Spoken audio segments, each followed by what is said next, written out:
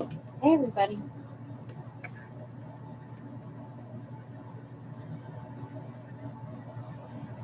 Okay. Oh, Tina just got here. That's exciting. I'll let her sit for just a minute. We'll get Facebook going. Dun, dun, dun, dun. Ah, here I am. Perfect. All right. Got that going. Tina there. Oh, okay.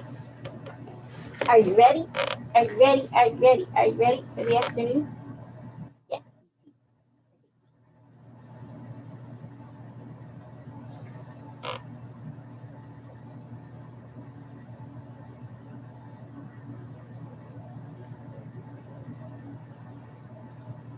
Oh, you know what?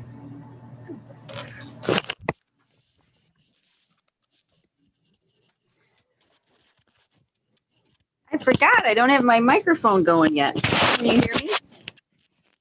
Yeah, I can hear you. Okay, good.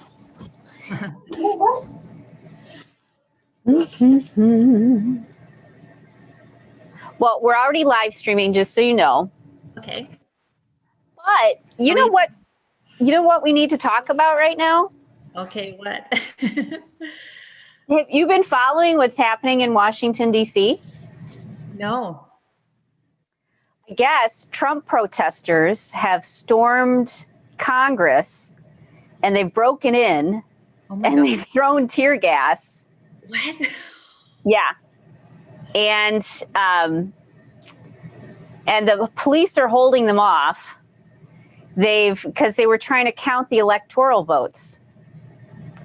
And because they were trying to count the electoral votes and there's so much chaos around that, and because our current standing president invited people to come and protest and be aggressive, they've evacuated senators. All of our politicians are just staying in place while it's kind of chaotic. Just really an interesting situation going on, like right now, like while we talk. Okay, well, that's really interesting. I had no idea. I didn't either. I mean, I had a friend of mine who she messaged me and she says, hey, you might want to check the news because I've been, busy today doing my stuff. So she's like, you might want to check the news. And I looked at, I'm like, okay, let's go to Yahoo News. And I'm finding all of this stuff about, and updates like every 10 minutes about they're storming Congress and politicians are sheltering in place and the vice president has been evacuated and people are screaming at each other. They were screaming at each other on the Congress floor about whose fault it was. I mean, just really so unlike how I think anyone in their right mind would want to live. Yeah, I agree. It's just, I think all these tensions have kind of risen to a level and people are starting to release it in unhealthy ways, but releasing it. Well, that is true. We had this whole thing this summer with the Black Lives Matters and the riots. And one of my favorite hotels in Chicago that I stay at all the time, right on State Street, called the Wit. That was, all the windows around it were broken and people broke into the lobby and all of that. And it's because the emotions that everyone is having from X number of years of slavery or disrespect or being minimized or being told they couldn't feel things has been coming out, and having a president who, I've always said this from the beginning, that I don't think agents of change are bad. I think they're very difficult to endure, but they shake things up. They bring things to the surface so that they can be resolved. If you were African American in the United States in the 50s and 60s, you knew there were problems and they needed to come to the surface. and they were going to come to the surface in big ways. And it happened because things get stirred up. Yeah. So this is what I think he's done is he's definitely stirred things up. A lot of people have suffered, but yeah, that's where we're at right now of this time of chaos. And it's just really interesting to me to see human dynamics and what's going to come out of this. Yeah. I mean, I guess sometimes just to be heard, you kind of have to do extreme measures, but at the same time, doing those extreme measures is not really the solution to making change, right? Yes. We have all of these emotions, and what's always happened is we follow how we feel and we just step into a fight, or we follow our normal pattern instead of handling it in a way where our emotions can come through us and then come out authentically, without hurting anybody else. Or if there's pain involved, it's because it's part of a healing process, that there's some thoughtfulness behind it and some intention, but always having the ability to choose what direction I want to go. How do I want to behave? It's that ability to choose, I think, that makes all the difference. Exactly. Oh, well, we'll see how that pans out over the next few hours. Yeah, we're going to see how that pans out over the next few hours. It should be an interesting unfolding, let's say. So I'll keep my eye on that. Well, and that leads nicely into one of the things, we can chat about today, which is how does your emotional health affect your physical health? And how does your emotional health affect, your relationships and affect everything else around you? If your emotions are healthy, then a lot of other things in your life are healthy. Don't you think? Oh, for sure. Yeah. And stress is like the silent killer, right? And when we're holding a lot of stress within our body, it's kind of like it's stealth-like, right? You don't really pay much attention to it until it breaks. Something breaks within your body, and so it's this chronic stress that many of us are under for long periods of time, if not on a daily basis, and it creates an enormous amount of ill health within your body, but we don't really realize it until sometimes it's too late. Like we have these little, what I call little whispers and little nudges along the way that say something's wrong. Like you might have like an ache in your stomach, or you might have some heartburn, or you might have, diarrhea or something. These are all indications that there's something going on in your body. And quite often it is stress related that causes, these kind of symptoms to happen. Well, I think that a lot of, where was I going with this? I did have a point. I really did have a point. Oh my gosh. It was about stress. It was about health. It was about emotional release. I don't remember. It'll have to come back up to me. So we have people pay attention a lot to the outer health. I say there's like an inner health and there's an outer health. And the outer health is, the foods we eat, the fitness, the exercise that we do. And we all know that, we're supposed to exercise a lot, to improve our health. We know that we're supposed to eat high nutrient dense foods. We don't always do it, but we know that that's what we should do. So the outer health, we kind of understand, but a lot of us don't understand the inner health. And that's the emotional, mental side. Now I know what I was going to say. Most of us learn coping mechanisms. We don't actually learn what to do, or the things that we should do, they feel like they're too hard. like we're not ready to do them yet because we have to do some of the emotional work before we can change our eating habits, because we're so attached to needing to cope by emotionally eating, Exactly. that we have to clean up that first. And then those changes actually come a lot easier, don't they? I know they did for me. Yeah, because that's a piece that I was missing for years and years, because, I ate, for many, many years, almost all my adult life, I've had a very clean diet. I've exercised, that exercise has been part of who I am. But I was getting sick. I was sick all the time. I was hospitalized. All these things were happening to me. I had leaky gut. I had adrenal fatigue. I had terrible headaches where I was hospitalized for 3 times because of Oh them. my God, you've really suffered. But it was because of all of the emotional stress. My family used to say, I don't understand. You eat so healthy. You exercise. Why are you the sick one? Like, they never got sick. I got sick. And that's when the light bulb went off, and it's like, oh my gosh, it's all this chronic stress within my body that, when I look back at it, it was like this rubber band that just was very tight all the time, and it stayed in place in my body, and it became my new norm. And so I didn't recognize it anymore, because it's like, that's just how I feel. Like, I have a little ache in my stomach. I don't feel good here. It Another. was just normal. Yeah, I know. Oh, That's what it was like for me. That was just like, well, I guess this is the way that it is. I'll keep looking for solutions, but I don't really think anything will help. I just have to learn how to deal with it.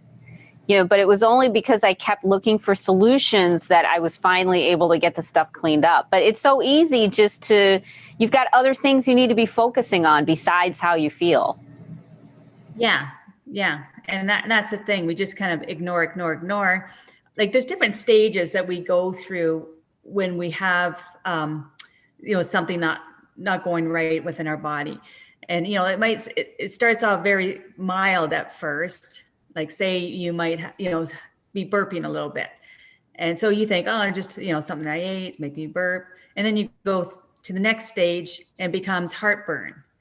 And then the next stage, you might get, then it can upset stomach occasionally. And then the next stage, your knees might feel sore.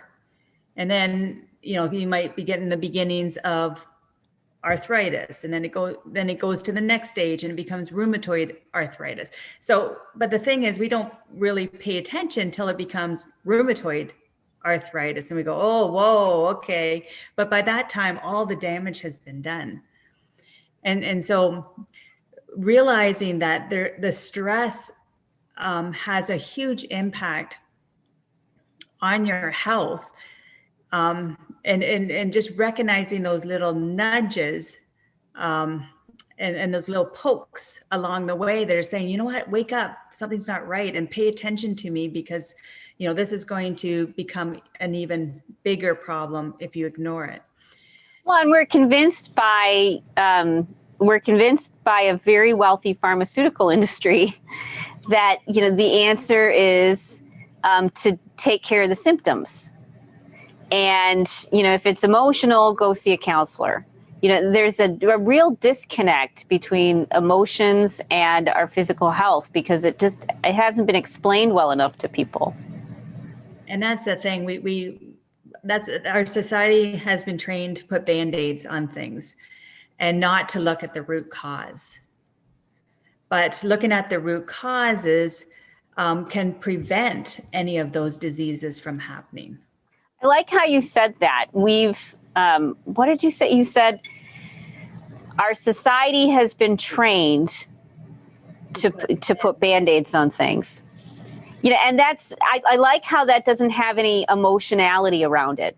It's not like they're blackmailing us, they're lying to us, it's a conspiracy, everybody's out to get me. It's more realistic, which is, for whatever reason, we've been trained to not look for the root causes for things, and to only put a Band-Aid on it and move on and go do something else. It's like a habit training. When you have something come up and you actually stop and deal with it, you can avoid a lot of problems, like you're just saying. Yeah. And, I always had this big audacious dream I still have this big audacious dream that I'm going to live to 100 and beyond. Me too. Oh, me too. Awesome. So if I'm going to live to 100 and beyond, I need to have a good quality of life when I'm 100 and beyond, because otherwise it's not worth it. If I'm going to be just kind of kept together from, medical advances and not living a high quality life, then that's not optimal. That's not what I want. But if I'm going to live a high quality, good, a vivacious life, then I need to be paying attention right now to what's going on. Well, it needs, and because I suffered with a lot of stress related illnesses for a long time, I felt like I wasted a big part of my life. That's one of the reasons I want to live to over 100, because I'm like, I spent the first 40 years feeling terrible and not enjoying my life, and now I have to make up for it. I need to live long enough and healthy enough that I can enjoy myself, because I have felt terrible for so long. And it makes me grateful, when I do have a high quality day, and I have lots of them all the time now, but but because I came from a place of feeling like every day, all day was a physical struggle for me, to a place where I'm like, wow, I feel really good. This is okay. And it keeps getting better and it keeps getting better. This is really wonderful. It's as if I was given a second chance, at life, and I'm going to make the most of it. Exactly. And, the people that I work with are people that are 50 and above, that want to go from surviving to thriving, right? So a lot of the women in this group who, we're doing this challenge to jumpstart their healing. Yeah, exactly. And knowing that, like I've run into a lot of people where they just kind of say, oh, well, yeah, I've got knee problems. Oh, well, yeah, I got arthritis. Oh, well, I'm just getting old. And it's that mentality doesn't need to exist. Like if you start paying attention, you can reverse some of this stuff. But if you start paying attention now, you don't have to live a life from 50 and beyond. People think as soon as you hit 50 that your body starts to break down and everything, but it doesn't have to be that way. Like there's a lot of things that we can do to nourish our body. And one of the biggest things is the stress, managing that stress within our bodies. And getting it off of our systems. Exactly. Yeah. And once you can get that piece going, once you get that inner health mastered, then that's when you'll start to really, you'll get a new lease on life. Yeah, things start going a lot smoother. At least in my world, and I think this idea has been around for a long time, that mental health is something to be hid in a closet, something to be hid away. And instead, mental health can have a fixable, or shiftable physical part of it. My brother lived in a nursing home most of his life as a child before he died at 13. And it was because he had a type of childhood epilepsy, which if CBD had still been a part of our diet, if it was still something that was used medicinally, he would probably still be alive and living a really good life. Right.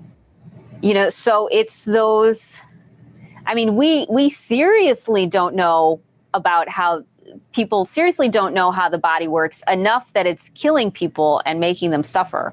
Like we have got generations of people who are suffering because they don't know how to stop their suffering. They don't know how to reverse it. And it's not as complicated as it seems, because it doesn't have to have a lot to do with pills and and new therapies, or decades and hundreds of thousands of dollars. A lot of it has to do with getting back to our roots of caring for ourselves. Exactly. Exactly. And then once you start to do that, once you start to do the work, it really doesn't take you long to get to a good, calm space in that field. Like you can doing that, the subconscious work, like the mindset work, and then doing a few like modalities, like what you like to do is the havening and doing the meditation, and really, yeah, as you said, getting down to your roots, getting to know yourself, going inside you, and figuring out really what makes you tick, what excites you. Because we don't we ignore that. We kind of just do all day long. We kind of go with our head down and just kind of get through life, but we don't take the time to go inwards and say, okay, what can I do for me that's going to nurture me and make me show up better in my outside world? Because that's the thing is, it's like the plane. If you take the oxygen mask, you put it on yourself first before you put on anybody else, because you're no good to anybody else unless you're good inside.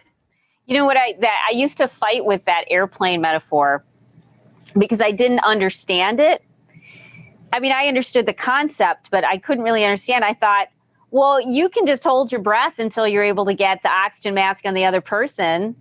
You should save the other person if you can just hold your breath. And that's that toxic thinking, that I had of, I can ignore my needs. I can ignore what I want. I can ignore my emotions because it's for the good of somebody else, without realizing that I might not be able to get the oxygen mask on them if I don't get mine on first. Right. I might not be capable of doing it because I'm fainted and they can't get it for themselves. We don't think about that. Yeah. Exactly. And it's so important that we do take that time for this, the self-care, the solitude time. Solitude is so important. That mindfulness work. One of the things that I like to do is run. So I do a lot of running in the forest, and I like to run alone because people think I'm crazy because they're going, aren't you afraid of being in the forest all alone? But I love running alone because that's when my creativity starts. That's when, ideas pop in my head. That's when I, really get in tune with myself. And so I really am an advocate to, making sure that you are, giving yourself that solitude time. People think that's selfish to give yourself that solitude time, but really it's the best gift you can give yourself and others around you. Right, because now you're not so frustrated or tired or confused or aggravated. You're in a place where you can be your best person. What are some of the questions that that your coaching clients ask you a lot about? Like, what are some of the things that are kind of common questions? About nutrition? About health, or about getting healthy, or about weight loss, or what are some of those common questions? So with weight loss, one of the biggest problems that people have is that roller coaster of going up and down, up and down, up and down. They'll lose the weight and then they gain it. They lose the weight and then they gain it. And it's, again, it goes back to the mindset. It goes back to what's the dialogue that's going on in their mind. They don't even realize the dialogue's there. It's running 24/7 in the back of their mind, but it's sabotaging them from getting the result that they want. And they keep saying, I don't understand why I can't keep the weight off. Like, I work so hard to get the weight off, but I just can't keep it off. And so that's one big problem that they have. Another problem is the stress. A lot of people come to me for stress. that they're just feeling overwhelmed, because I work with women, women tend to take on more I guess, I don't know if I want to say lion's share, but I think it is like the lion's share of the family, right? They're the ones that are really making sure that the kids are getting what they need. They're making sure their husband's satisfied. They're making sure, they often have careers. And so they're trying to juggle all of these things at one time. They're just getting very, very overwhelmed and very stressed. And so that's a big problem that they come to me with. What else do they come? I find it, and I kind of compare it to, I have a friend who is ADD and they're borderline personality, and they've had to do a lot of work on themselves. And it's weird because it's like they've got two very distinct personalities. It's almost like Jekyll and Hyde. There's the one personality when everything's going smoothly and they're regulated, where they're on a good path. They're making the right choices. They're doing the right things. They're taking care of themselves. They're taking care of other people, and their life is going well. But then there's that other part, like you said, the messages underneath the surface. And when they get overwhelmed, or when the weather's bad, or they didn't get enough sleep, or if anything gets them off balance and they're dysregulated, then they go right back to that wounded, painful place and do the same things that they always did. So I find myself, when I'm doing great, I make great choices. But when I feel terrible, I make terrible choices. And that's part of why I, in my life, have done, a roller coaster, because it's been a big divide between feeling good and not feeling good. And when I felt good, I could do the right things. And when I didn't feel good, I didn't care. I just wanted to feel better right now. Right. And that's very common with my clients. Mm-hmm. Yeah. So I had something else I was going to talk about. That kind of came to my mind, just like you. It came to my mind and then left my mind. And it disappeared. It flew away.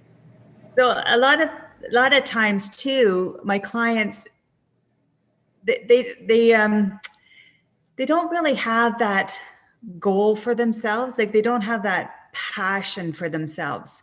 And so they're kind of, again, just going through the motions of life, just kind of trying to survive.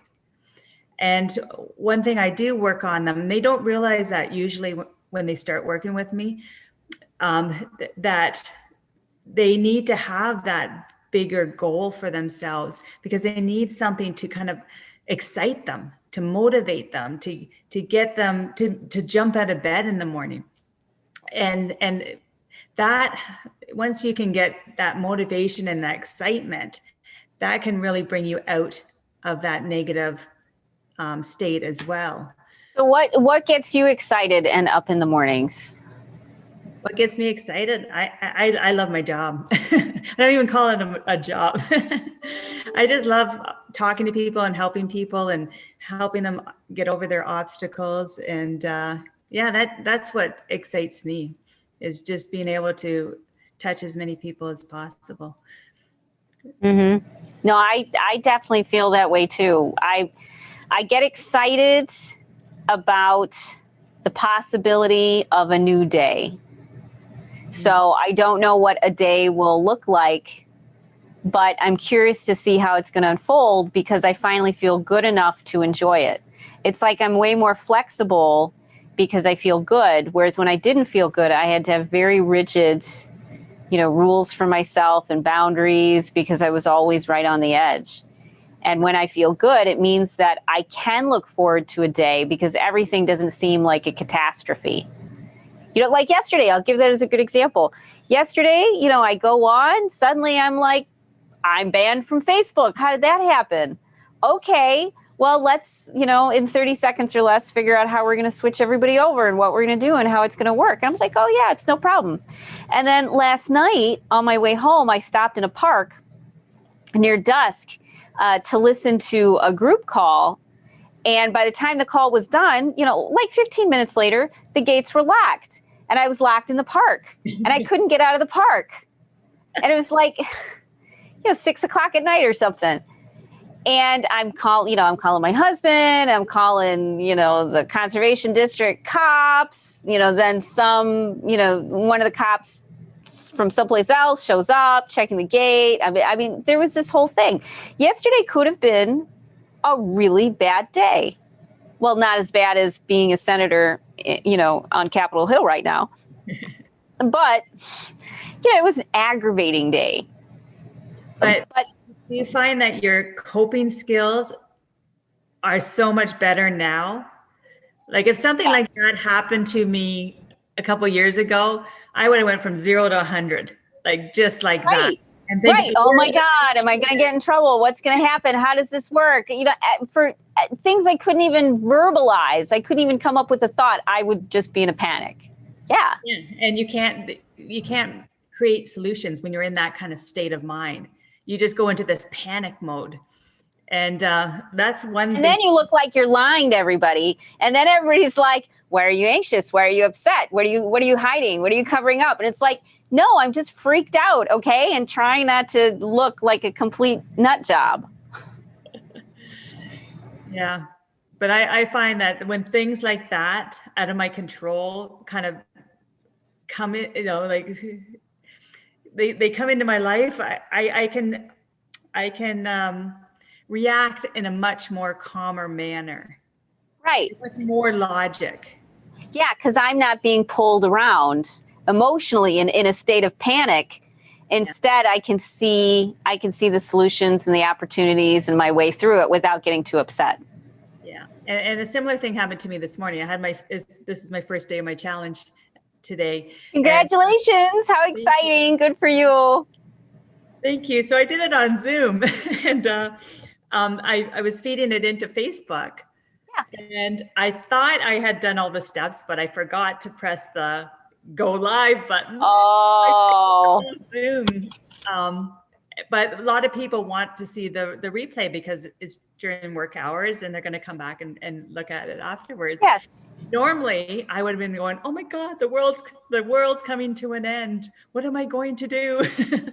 But I figured out a solution and, they've got it now, but it's just like these little things that used to just set me off. Don't even faze me anymore. It's like, okay, yeah, this is a obstacle. What are we going to do? What's the solution? Right. I don't have the same emotional hijacking that used to happen where I would just be frozen. I would waste, it felt like years not being able to move or do anything because I was processing through some sort of emotion, because it was making me stuck or making me feel like I had concrete boots on and I couldn't move. I spent so much time feeling frozen in place, hardly able to do anything, never getting ahead because my body was always reacting because it had all this stress and all of these triggers on it. And it wasn't until I really started to do the things that get the stress off my system and do the things that made me feel good that I stopped feeling like such a lunatic. Yeah. Yeah. And that's it. Like, it's like, you're this crazy person. You kind of like, that's the way I felt. I would go from like completely normal, completely calm, like nothing wrong. And then all of a sudden I'd be like, like, 0 to 60. That's what I'd say. I go 0 to 60, just like that. I was high strung. I was very high strung. And as I said, part of the problem is when you're high strung like that and you pretend like you're not high strung, people get this, they think you're not authentic. They think that you're not, as I said, telling them the truth, I've found, because the vibe they're getting off of me aren't the same words that are coming out of my mouth. Mm-hmm. And so my vibe is, oh no. And my words are, yeah, well, I guess we could do blah, blah, blah. And this is how we'll handle it. And so I was always, I wasn't in alignment. So my words, although were true, weren't matching the vibe that was coming off of me. Mm-hmm. And so it was hard for me to get good relationships because people didn't know what to do with me. And then it was just easier for them to back off. I don't know what's going on with her, so I'm just going to leave her alone. It was hard to get through that and make friends. Yeah, for sure. But it's much better on the other side, for sure. Yeah, it's night and day on the other side. Agreed. Is there anything you would like the women to know before we hop off today? Yes, it looks like our time's up. Yeah, I mean, the only other thing, because I think initially I was going to talk about the health benefits of moving, right? Oh, yeah. And making sure that you really move the body. It's so important. And it's so important for many things, but particularly for the blood and the lymph fluids to get moved around in your body, because that's how Stirred up. toxins and the waste gets out of your body. And I find with COVID now, we're even more sedentary than we were before COVID. So it's even more important. And it doesn't mean that you have to go out and do like a sprint or anything like that, but just getting up, going for walks, going up and down stairs, taking the stairs instead of the elevator, doing these things, dancing while you're making your dinner, moving the body, getting that fluid moving will bring those toxins, those negative things out of your body, so that it will heal itself better, right? When we have all that, I call it like sewage in our body, and we're not getting rid of it properly, then that can also create a lot of stress within your body as well. Right, because now I liken it to a stagnant pond, where nothing's moving, there's no life. The water gets more and more toxic as things sink to the bottom. There's no oxygen in the water. It's just everything starts to die and decay until new, fresh life comes in and it's able to clean things out and get things refreshed. I've heard something lately about micro exercise, where you can even just do things like short bursts of 4 seconds of something, and then a little bit later do another 4 seconds of something. Have you heard about that? Well, I do Tabata a lot. I don't know if you've heard about Tabata, but Tabata is like quick 20-second bursts. So 20 seconds, jumping jacks, running on the spot, high knees, doing something that's going to really get the heart moving, like getting up into that close to your max heart rate. Those kinds of exercises, you don't have to do them very long. You could do like a quick 2 to 4 minute exercise, alternating between 20 seconds of work followed by 10 seconds of rest, and just alternating back and forth. In 4 minutes, you could do you can have an incredible impact on your body.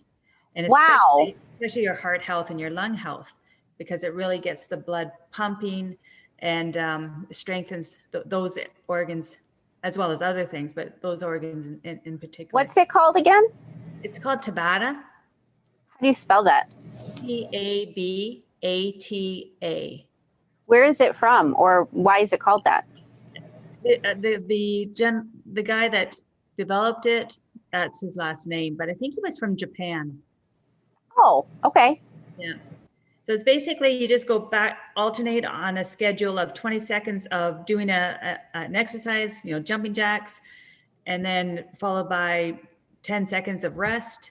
And then you go right back into 20 seconds of jumping jacks, 10 seconds rest, and just keep repeating that. Do it for 2 to 4 minutes, and you'll really start to get your heart moving, get the blood moving, and doesn't take any time at all. That's one of the challenges that my clients come to me. It's like, I don't have time to exercise.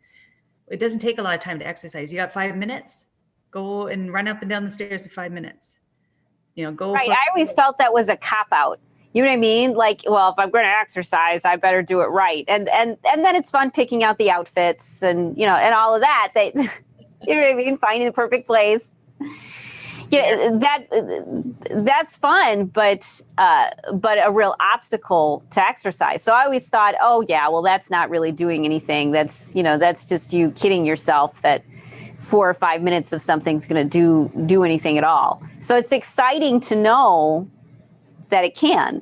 Yeah, and actually that type of exercise where you're going hard for like short periods of time, that interval-based type exercise, that actually burns fat, it increases your metabolism after the exercise, like for 24 to 48 hours after the exercise, you're still burning Even, from that. okay. From that Even if you do a 4 to 5 minute thing? Mm-hmm. Really? Yeah, because you're engaging the high twitch muscles, and so that will create this it will create the burn after the exercise actually happens. So how often do you use Tabata? How often do you do that during the day? Well, I do it, actually I have it as part of my morning ritual that I just do 4 minutes. I do 4 minutes of, I usually do jumping jacks and mountain climbers. I alternate between those two exercises, 4 minutes as part of my ritual that I do in the morning. That also includes meditation and a few other things. But I do a class twice a week as well with that. Okay. But Okay. the class is longer, like a half an hour class. Okay. So you really only have to do it once a day. Yeah. Yeah. That's astounding. That's like a total shortcut. If somebody could say you could exercise for 4 to 5 minutes a day, taking breaks after every 20 seconds. I mean, that's like havening. That's like the shortcut. That's like the thing that says, oh no, there's this shortcut to this. You don't have to spend decades doing this and hours and, 4 hours to go to the gym. You can do this in 4 to 5 minutes and it still has great benefits. And when I say to you, you only have to do it for 20 seconds, that seems doable. It's like, oh, 20 seconds, I can work hard for 20 seconds. It's going to be right. Right. So it's doable. It's doable and it's impactful. Yes. That is a genius. I'm glad that you made us talk about that. It went over in your time, but no, you're fine. You're fine. I think that's gold. That is gold. I'm going to start putting that more of a habit in my life, and I'm going to keep you up to date. Yes, on how it affects me, because that'll be fun. I mean, what an easy habit to do. Come on, it's 4 to 5 minutes, 20 seconds at a time. Not only that, it gives you that burst of energy for the day. Like if you do it first thing in the morning, it just fires you up for the day as well. Gets that moving, the oxygen moving around to the muscles, the tissues, the organs. And it's always easier the next day too. I mean, I find if I haven't done something for a while, I feel heavy and sluggish. But if I do it the next day, things feel good. They feel easier. I'm not, I don't feel so bad. We almost have to wait for some of the benefits to just unfold. Yeah, like it might be hard. It depends on how much you've exercised in the past. It might feel really hard to begin with, but it does get easier. Your body does condition itself very quickly. And so even if you cut it in half and only did 2 minutes to start, and then gradually worked up to the 4 minutes, it would have a huge impact. Yeah, that's exciting. I'm going to try that out. Thank you. Okay, let me know. I will. I'll keep you updated. Are we seeing you anymore this week? No, I think that's it for this week. Oh, okay. So if you could go back and hang out with people in the chat under the video, that would be fabulous. And make sure they have your info on how to find you. Oh, okay. Yeah, I forgot to do that yesterday. Okay, I'll do that. That's okay. You can put it anywhere you want on the page. I think women would love to be able to find you because they're exactly what you're looking for. Women who are burned out that, are trying to get some traction in their life. I think that's awesome. Awesome. So nice to chat with you again. It's nice I really enjoyed getting to know you. Thank you, Tina. Thank you. Okay. Enjoy the rest of your challenge. Thanks, I will. And good luck with yours. How much fun. Yes, thank you. Yay, let me know if I can help you in any way. I will. Okay. Take care. Bye, Tina. Bye, everyone. Okay, that was wonderful. A nice conversation with Tina. I hope you guys enjoy it. I enjoyed it. And she's going to put her info there. So if you've got something specific, like you want to lose 20 pounds for like forever, or you need to dial down your inflammation, give her a call, because coaching is what gives us the nurturing and the nourishing and the support to actually follow through. So it's worth it. Instead of waiting 20 years being aggravated, that you've got a health condition, keep doing the positive things that you're doing, because they will continue to add up. They're going to keep moving you in the right direction. And getting coaching for something or help from it in some way is just one of those ways that we nurture and love ourselves. It's really hard to create change all by yourself. It's really hard, and I don't think we're meant to. And we get to a point where we realize, I can't do this alone. And that's when you start looking for people who can help you. And it's so worth it, because then you don't have to spend, the next 50 years of your life struggling with something, when it really is manageable. With a little bit of help and support, it's manageable. Okay, so the last call we have will be at 3:00 Central.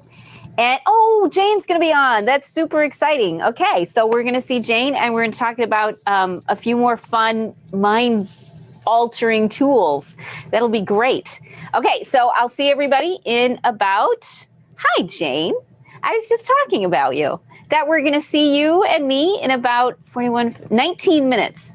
So I'll see you soon. And I think that's it for now.